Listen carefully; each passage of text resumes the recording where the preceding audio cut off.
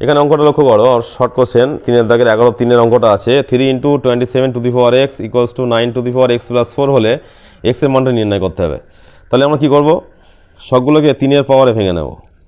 3 × 27 কে ভাঙলে কি হবে, 27 3 দিয়ে 3 9 27 3 থেকে, তাহলে কি হলো, কটা 3 হলো, 3টে 3 মানে 3 টু দি পাওয়ার কিউব, পাশে একটা x আছে।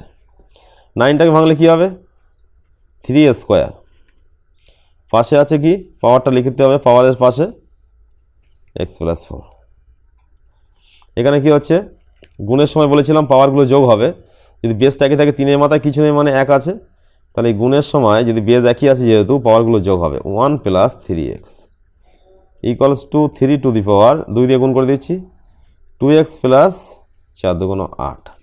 তাই 1 প্লাস, দেখো আবার কী হয়েছে, দেখো বেস দুটো সমান হয়েছে, সমান চিহ্নে দুই দিকে বেস দুটো সমান থাকলে আমরা কি জানি, পাওয়ার দুটো সমান হবে। তাহলে কি হবে এখানে, 1 + 3x = 2x + 8।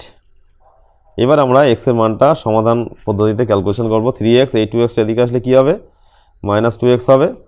এদিকে 8 আছে মানে প্রথমে বসালাম, 1টা ওদিকে গেলে -1, বিয়োগ করলে কি হচ্ছে, x = 7। তাহলে আমাদের অ্যান্সারটা কী দাঁড়াচ্ছে, x = 7 আমাদের মূল অঙ্কের অ্যান্সার।